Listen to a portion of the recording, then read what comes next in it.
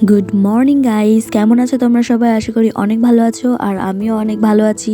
তো যেমনটা তোমাদেরকে বলেছিলাম যে আমি কিন্তু অনেক লেটে ভিডিও আপলোড করছি, তো তোমরা অ্যাডজাস্ট করে নিও। তো আমরা কিন্তু ওই দিন রাত্রেবেলা পৌঁছানোর পরে, মানে ঝাড়খণ্ডে পৌঁছানোর পরে অনেকটা টায়ার্ড হয়ে গেছিলাম, আর আমার পুচকু দুটো অনেকটা টায়ার্ড হয়ে গেছিলো, ওদের উপর দিয়ে ভীষণ স্ট্রেস গেছিলো, তো তার জন্য আর ভিডিও তোলাই হয়নি। তো এটা হলো আমাদের পরের দিনের সকাল, আর সকালবেলা আমরা উঠে কিন্তু চা ব্রেকফাস্ট সবাই মিলে করে একটু ঘুরতে বেরিয়ে পড়েছি। আমাদের পাশে, আমাদের মানে যেখানে আমি দিদির বাড়িতে ছিলাম, তো তার পাশে একটা ঝিল ছিল ছোট্ট, সেই ঝিলটাকে দেখার জন্য কিন্তু আমরা সবাই মিলে চলে গেছিলাম।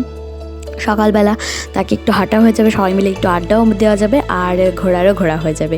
তো দেখতেই পাচ্ছ রাস্তায় বেরিয়ে পড়েছি। তো আমাদের এখান থেকে ঝিলটা কিন্তু বেশি দূরে না, অল্প একটু দূরে।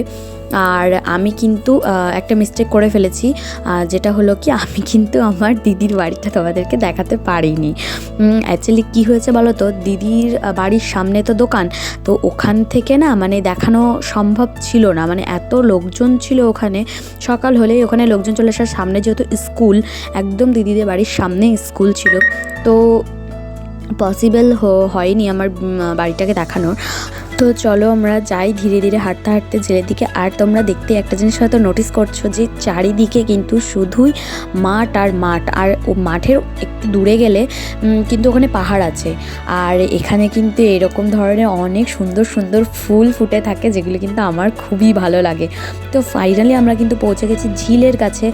তো ঝিলে এসে তোমাদেরকে দেখাচ্ছি, দেখো ঝিলটা কিন্তু এই যে জায়গাটা দেখছো, এইখান দিয়ে কিন্তু জলটা যায় গিয়ে ওই যে পাশের যে নদীটা, ওইখানে গিয়ে জলটা কিন্তু মেলে।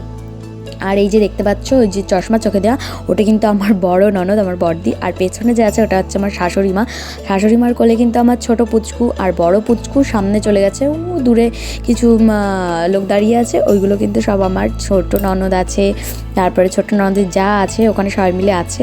তো আমরা খুব মানে মজা নিচ্ছিলাম। দেখতেই পাচ্ছ সকালবেলার, আর কি কুয়াশা, প্রচণ্ড কুয়াশা, প্রচণ্ড ঠান্ডা। তো বাড়ি এসে কিন্তু আমরা সকালে খাওয়া দাওয়া করে আমার পুচকু দুটো ঘুমিয়ে গেছিলো, আর আমিও কিন্তু ওদের সাথে একটু শুয়ে পড়েছিলাম, যেহেতু রাত্রে অনেক স্ট্রেস গেছিলো আমাদের।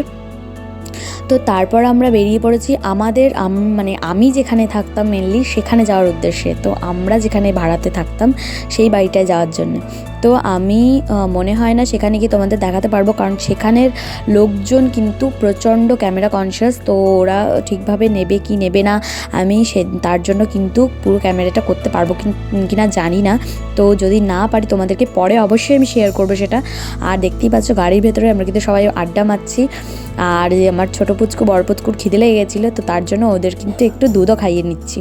আর এই যে ছেলেটা হাত নাড়ছে, এ কিন্তু আমার ছোট ননদের ছেলে। আর পাশে ছিল দিশাকে তো তোমরা সবাই চেনো। তো ফাইনালি আমরা বাড়ির কাছে কিন্তু চলে এসেছি। আর দেখতেই পাচ্ছ এখানকার পরিবেশ কিন্তু আমাদের পরিবেশের থেকে অনেকটাই আলাদা, মানে আলাদা এদের লাইফস্টাইল। আমরা যেভাবে চলাফেরা করি ওরা কিন্তু সেভাবে চলাফেরা করে না, ওদের খাওয়া দাওয়া, ওদের সাজ পোশাক সবটাই আলাদা। তো আশা করছি আমি ফিউচারে তোমাদেরকে দেখাতে পারবো। তো আজকের ভিডিও এই পর্যন্ত, সবাই ভালো থেকো, সুস্থ থেকো, টাটা।